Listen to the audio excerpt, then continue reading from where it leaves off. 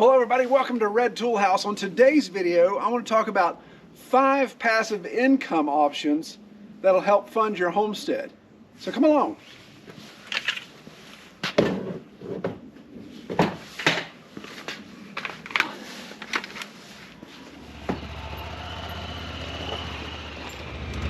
So while I do farm chores, I want to take you all along with me and discuss these ideas, but also discuss the ones that are directly related to RTH here at our homestead, Red Tool House, and talk about the profitability and the viability of those. Instead of just coming up with some of these pie-in-the-sky ideas, actually talk real-world examples. It's about 23 degrees up here by the house, but it's going to be down in the teens when we get down in the valleys. Come with me as we shiver to do farm chores, and we'll discuss these.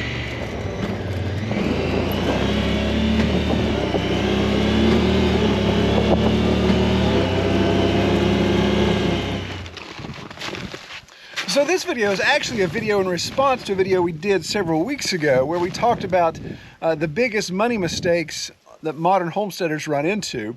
And in that I talked about passive, or I think I used the word reciprocal, income options. And that's actually not the right word. Reciprocal is a word that sticks in my head. I get it mixed up with reciprocal tax, residual income, or passive income. But actually what we're talking about is passive income.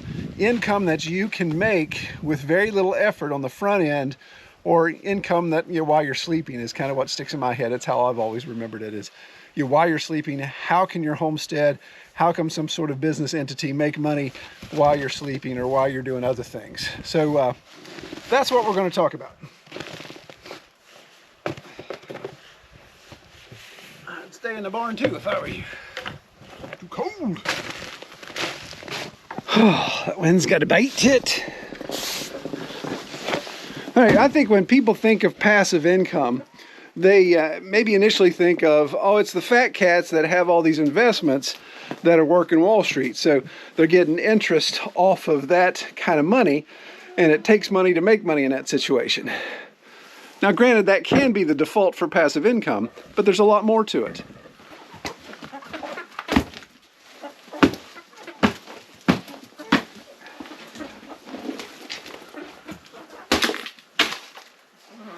And for those of you that follow the channel, these are Kelly's prima donna chickens that are too small to get in with the main flocks. So they get to hang out here in the heated greenhouse.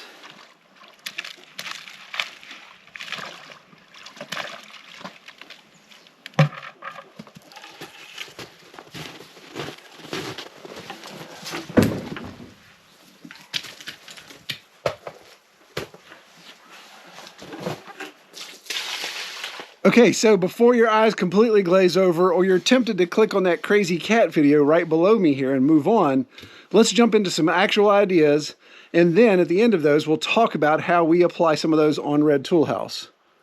And these are in no particular order. So number 1 is create a training video or a training course online. Now you'll see these on the internet advertised all over the place. You can't go anywhere on the internet without stumbling over these.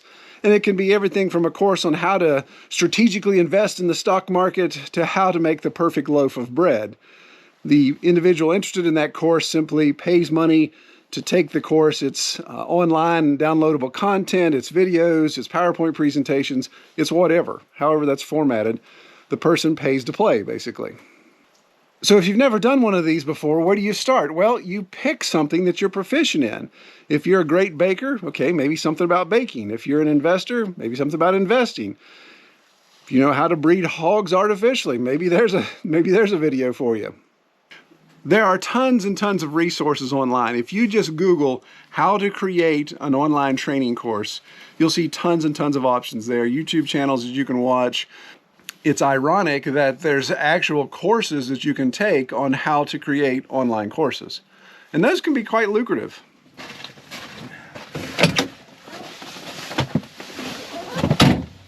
Well, idea number 2 is to write an ebook. And before you roll your eyes at that, think about technology has changed book publishing 100%. It used to be back in the days that if you had a story or you had something you wanted to get out, then you had to go through the gatekeeper of these big publishers, and they had to see if it was worth printing and producing and all those type of things. Well, now technology allows you to just throw your information out there. You've got an idea, you've got a story you want to tell. Sit down with a Word document or a Google Docs document, write it out, and that's the beginning process of creating your ebook. Again, pick a topic that you have some expertise in or an experience you think would be unique that some people would like to pick up on. As far as turning that story into an actual ebook that can be purchased and downloaded, again, just Google how to create an ebook. There's tons and tons of resources out there as well. Amazon is probably one of the biggest purveyors of ebooks, and they have a step-by-step process that you go through to set that up.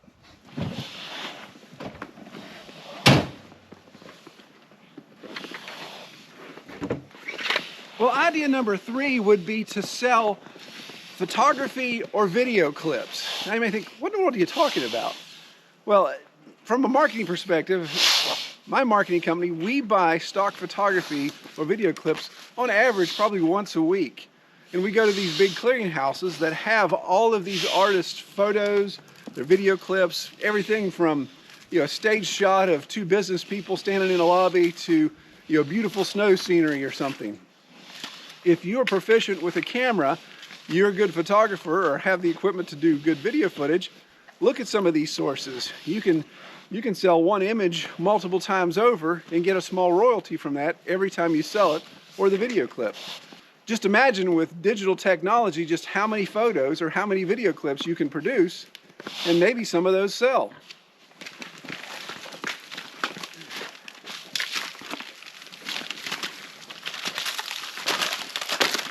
Well, the 4th idea would be to engage in affiliate marketing. And if you have a website, if you have a social media presence, you got an email list, you've got anything that draws some traffic, you can share links to products that if people buy, you get a small commission. That's really how affiliate links work. If you have an agreement with a company, they give you a link that's unique to you, has an ID code embedded in it. So if you've got that on your website or you share it on your Instagram account, say, oh, check this out. I got this new pair of space age underwear that really helps me on the Homestead. Then you post that link, and if anybody buys that underwear and they come to that store via that link, then you get a small commission. Usually you see those commissions around 3 to 7% of the retail sale of the product. So if you get a lot of traffic or you generate a lot of interest in something particular, you can generate some decent revenue from that. I had fresh snowfall last night, and there's a rabbit. He's been all over the place here.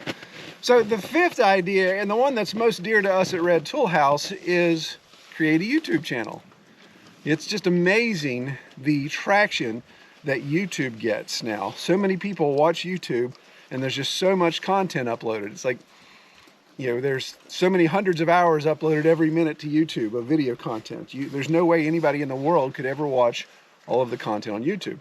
So how does that generate money? I know a lot of you probably already know that, but for those who don't, let's do the quick 101 level. If you're watching my video right now, most likely there was an ad that played at the beginning of it and maybe at the end, and sometimes something pops up. I have limited control of that.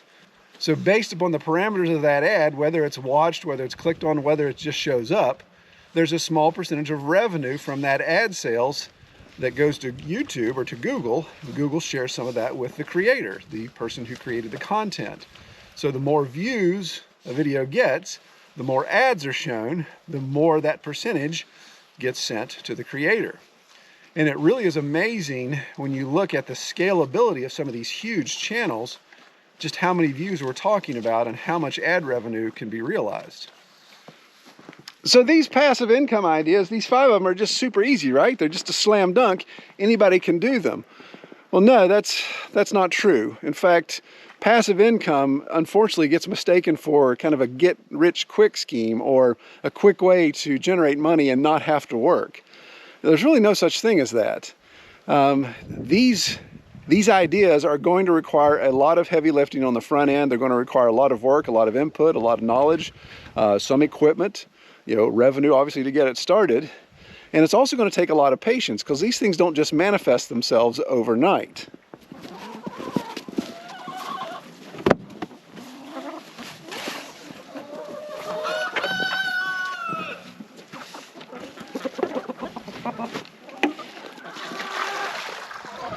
So what about here at Red Tool House? Sure, any dummy with a camera can make a list like we just did, but what about real world examples? What are we doing that actually puts words to action and produces something?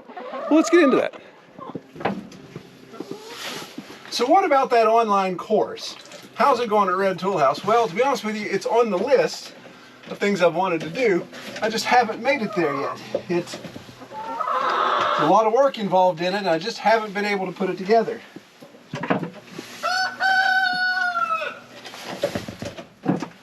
Now, idea number 2, the ebook.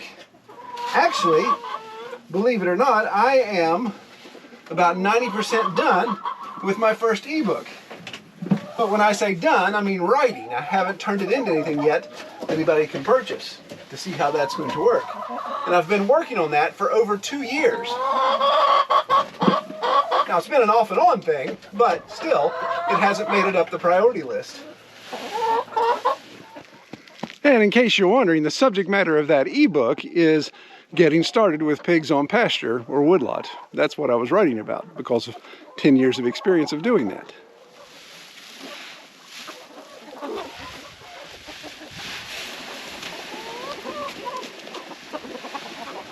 So what about selling photography? Well, I learned about 10 years ago that I'm no photographer. I tried that and faced the hard reality of somebody saying, hey, your work sucks.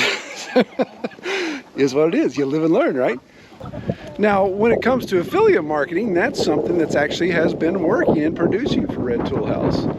So we have affiliate relationships with Amazon, of course, one of the biggest ones, but with Rock Rooster, the footwear apparel. I'm wearing a pair of them right now. With Olight, you've seen, Titan Attachments, and Northern Tool. So with all these combined, we're not lighting the world on fire. We're probably doing a couple $100 a month or less when it comes to affiliate revenue. And that's simply because somebody watches our channel or goes to our website, goes to our social media, sees a link, sees a product that we've recommended or that we use, and think, oh yeah, I think I want to try that out. They buy it and we get a small commission from that. So the 5th one, of course, is YouTube, and that is kind of obvious for us. It's been the single largest source of income for our farm, excluding, of course, my marketing business. So it has really provided some additional income for us. But if you go back and look, our channel, I started it, I think, back in 15 or 16. So it's been quite a few years to develop, and I have 603 videos on our YouTube channel. So there's a lot of work that was put into that. And of course, there's channels that are much, much larger than ours and much, much more successful as far as revenue goes. And so with those, when you create a channel, it's not like Field of Dreams. You build it, the revenue will come. You obviously have to create content that is interesting for people to watch. If it's not interesting, nobody watches it. And I think of my buddy Morgan Gold that has Gold Shaw Farm. He cracks me up because he can create a video about his cat and get 100,000 views. And that's great because Morgan has 12 times the personality that I do, and he knows how to tell a story better. So he's more engaging. There's an audience that really relates to his stuff. But let me give you an actual example, because I know it's funny. YouTubers feel that this is taboo to talk about money and revenue they generate from their channel. I really got nothing to hide. I mean, it all gets reported to the IRS, whether I want to or not. Google takes care of doing that. So I report all my income, so I'm not trying to hide anything. But I just want to give you an example. So 603 videos on our channel. Our most popular video out of all those 603 is actually episode 22. It's like the 22nd video we ever did. And it literally was just Kelly and I sitting down the driveway telling the story of how we were able to get this 100 acres for $550 an acre, or net $250 an acre after we sold the timber. So that was, there really wasn't anything exciting about it, but it's almost reached 1 million views. And that video is going on, I think, 4 years old. So the revenue, the ad revenue from that one video to date is about $6,500. So that video over the course of 4 years in monthly increments produced $6,500. Now the video right before that, where I'm showing how we irrigate our blueberries, it has less than 4,000 views. And so over the course of 4 years, the lifetime revenue it's generated was $53. So you can see there's a big swing. There's the home runs, and then there's the 3 strikes and you're out type of thing. But the neat thing about that is that all 603 videos do have the potential to generate revenue. So all these examples I just rolled out have one thing in common, and that's they all exist in the digital world. You have to be tech savvy. You may be thinking, wait a minute, Troy, I just want to have a simple homestead, simple farm life. I'm not tech savvy, I can't do that. Well, my word of advice for you is you need to get that way. You need to take that on. I mean, think about it. At some point, somebody taught you how to drive, or you learned how to drive, or you learned how to operate a piece of equipment, or you learned to do whatever you do for a living. And you also have learned maybe how to grow some great tomatoes, or raise chickens, or raise pigs, or cows, or whatever. You've learned the skills to do that. So this is just another skill you need to put in your bag of tricks. You've got to learn to be tech savvy if you want to pursue a passive income. Okay, so maybe you're bristling at the idea of becoming tech savvy, or you just think, I want something a little more tangible, Troy, something that doesn't exist in the digital world. What else you got? Well, there's two other options that I think would be viable. Come on. Yep. So the first option that is more tangible, got a Gip chicken. She's been hanging around for about a year now. That's more tangible is selling merchandise you do not manufacture.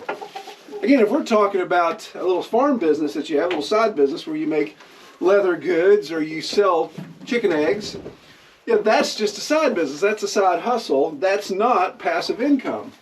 What I'm suggesting is looking at merchandise that's produced that you don't touch. You have no handle in the manufacture or even the distribution of it. So it could be something where you set up a wholesale account with somebody with a popular product, and you make it available online. Now again, everybody and their brother's doing that since the 90s, right? So how do you make it unique to you? Well, one thing that we've done at Red Tool House, and this kind of blurs over into my marketing company, let's see if I can do this while I'm sitting down here, is we produce apparel that is unique, like Superman here, that is unique to our particular audience. I don't know if that's showing up on the camera, but that is the word hunt with the state of West Virginia and a silhouette of a deer. This line of apparel we create has different variations of this. This is a hoodie I'm wearing. We do not produce the hoodie, so obviously we don't make it. I buy it at wholesale. I do not even decorate the hoodie. It gets decorated in Indiana. It gets shipped to here locally where it's fulfilled because most of our orders are in West Virginia, so we want to keep shipping costs low. All I have a hand in it is the design. My business partner, who's a graphic designer, takes care of that. And then we have a web store. So we have a Shopify store that merchandise gets sold on. So it's really passive income. I just see orders come in. If we've got it in inventory, it gets shipped out. And when it's time to reorder, we reorder. I don't touch any of that product when it comes to the production of it. So with that volume, because of an audience we have through social media, with that volume, we see gross sales up around $20,000 to $30,000 a year, depending on the season. Now that's gross, of course, so you still have to take out the expenses of outsourcing those things, but it has been quite lucrative for us. So if that's something that maybe whets your appetite, all right, lady, one way or the other. Go back. Go that way. If that's something that whets your appetite and you're interested in that, then you can just start looking at wholesale options. Now, that's where your outlay of cash is going to come in, because most of these wholesalers are going to expect you to do a big buy-in of a certain product. You're going to need to find a designer, a decorator, all those type of things. But outlaying that cash on the front end may allow you to produce a product that people are really interested in. So the second tangible option for passive income, and I think it's the hottest, and it's something that we at Red Tool House, Kelly and I, are really looking into. Just not quite sure how fast to execute it. And that is passive income from short-term rentals. The short-term rental is basically just a generic word for Airbnb, right? Airbnb market is just absolutely on fire. And it's not just Airbnb, there are other options. There's even places now that are just dealing with campsites. What's funny is you think, well, I gotta have property, or I gotta have a building, or I gotta do this or do that. Sure, that stuff helps, but we see in our research we've done, we've seen all kinds of people that Airbnb property they don't own. They rent it. It's called rental arbitrage. Google it. There's all kinds of YouTube videos out there of successful Airbnbers that have holdings across the country that they don't even see because they put together a maintenance team, a cleaning team, a marketing team, all of that, and they've outlaid that cash up front, but now they have an incredible portfolio of these rental options. Shoot, we went to Homesteaders of America conference one year, and we rented a house that was close by, and we actually just rented a room in the house. The couple was across the hallway in their room. It was kind of weird, but it was okay, and it worked out all right. So there's all kinds of options for that. Once you've got it in place, then of course you can generate the revenue from it. You can even outsource your cleaning and maintenance, so it becomes even more passive in that scenario. So if you've stuck with me this far through the video, A, kudos to you, because most people don't. But B, you may be super pumped up and say, yeah, Troy, I'm ready to get going. Here's some overarching things that I want you to consider. And that's why this isn't a get-rich-quick scheme. First of all, I think it's important to make your hobby your first source of income. So if there's something you really enjoy doing, something you're really good at, you've got a lot of experience, consider that being your first source of passive income. So whether it's an online training course, the subject of your YouTube channel, whatever the case may be. If it's something you're already ingrained in, then there's not this huge learning curve for you to become an expert of it to be able to produce something of value. It's already in place. Now, of course, the thing you got to watch is don't get so stressed out that you start to hate your hobby, and not only have you destroyed your business model, but you've destroyed something you love to do. Second, with passive income, recognize tomorrow it could all go away. If you notice, everything I've listed off relies on technology, and a lot of it relies on somebody else's technology, even the Airbnb, even the online store for selling our apparel. You know, all of the training platforms, all those things rely on technology that's in somebody else's yard. So tomorrow they could change the game. They could change the rules of the game. I think like YouTube. YouTube is less and less apt to show, you know, animal slaughter, people living traditional lives like that. So one day they could say, hey, the whole homesteading genre, it's just gone. And everybody in that genre, we could all be standing there and our channel's gone, our revenue's gone. Now granted, there may be something that replaces that, but just be ready. Don't get to where you rely on that passive income to live every day to provide food for your table. Third point is do not leverage too much debt to get something started. Now there may be a logical step, like an Airbnb, you found a great deal on a piece of property, a little cabin, whatever the case may be, and you just know this is a premier area, this is a good price, it's something we can afford a monthly payment on, that, okay, maybe it's okay to leverage that in debt to get the business started. But man, if you're getting upside down in a lot of these digital assets where there's no tangible value, then I strongly suggest you hold back on that. Don't spend a ton of money trying to market a digital product when you're not quite sure how it's going to do. The last thing you want to do is be a couple years down the road and realize your passive income is pennies on the dollar, but you've spent hundreds, if not thousands of dollars trying to produce it. Fourth, and probably the biggest thing, I think I could probably make this 10 videos. I could probably make this an online training course. And that is, you have to have an audience. Basically, for everything we've discussed, you have to build an audience. Even Airbnb, they're providing the audience for you. So you have to have, in marketing, we'd call it the universe of marketing. You know, who's the demographic that my product is going to appeal to. And what's funny, in marketing for the last, I don't know, 500 years, ever since somebody first stamped out the first flyer in Old English, the idea was you came up with a product or service, and then you presented that product and service to an audience. You tried to go out and find the audience. With everything we're seeing now, especially in digital, like take YouTube, for example, you build an audience, and then you can produce a product or service. So for example, just take any huge channel that you like to watch and see if they produce merchandise or they produce something that's unique to their channel. And they probably sell scores of it because they have such a huge audience, a huge number of people that watch to say, hey, do you want to buy our XYZ Farm t-shirt? Well, sure. You sell a couple thousand of those, that becomes pretty profitable pretty quick. So with all this digital, it's like you build your audience first, then you come along and develop products. And my fifth and last takeaway is you really need to diversify and multiply. believe I talked about in our last video on this subject that diversification is key. We try to identify 10 income streams here for Red Tool House. Some could be pennies on the dollar and some could be larger, but we want 10 different income streams, some being passive, some being direct. That diversification allows us to be a little bit more nimble should something go away. Should we have a bad litter of hogs one year and we've lost all that, or should YouTube decide to cancel our channel because I did something unacceptable, whatever that case may be. But then also multiply, keep building into that audience, keep building into that demographic, expand, find a larger demographic. My business partner and I, for the last 20 years, we always laughed and called it the iTunes model. Think about the genius of iTunes. They don't produce any music. They're not musicians. They're just a platform that these musicians now feel almost obligated to have their music on. And they can sell a song for 99 cents or $1.99, whatever it is these days. And it's like, how do you make money selling 99-cent product? Well, you just sell a couple million a day, and that's how you make money. So it just comes down to, if you have this opportunity for multiplication, you produce something, a digital widget or a tangible widget, but you've been able to spread out and find more market for more demographic, more audience, then even if that margin's tight, that profitability is tight, that scale and that volume can really make that lucrative for you. Well, I hope you people found this interesting. Again, I'd be very surprised if even 20% of you are still listening to me talk at this point.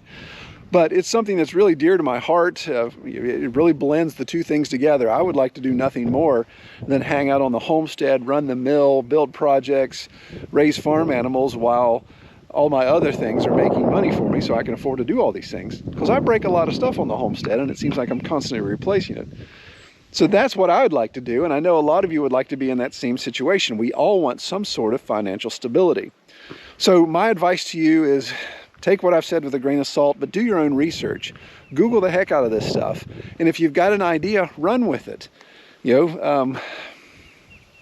Sometimes you just got to suck it up, do it, stick your neck out, take that risk, and see if it produces. If it fails, it fails. Move on to the next thing. But hopefully you can get to the point where you can enjoy your homestead, not stress out about money, and stop punching the time clock 9 to 5. Well, I hope everyone has a great week. Take care.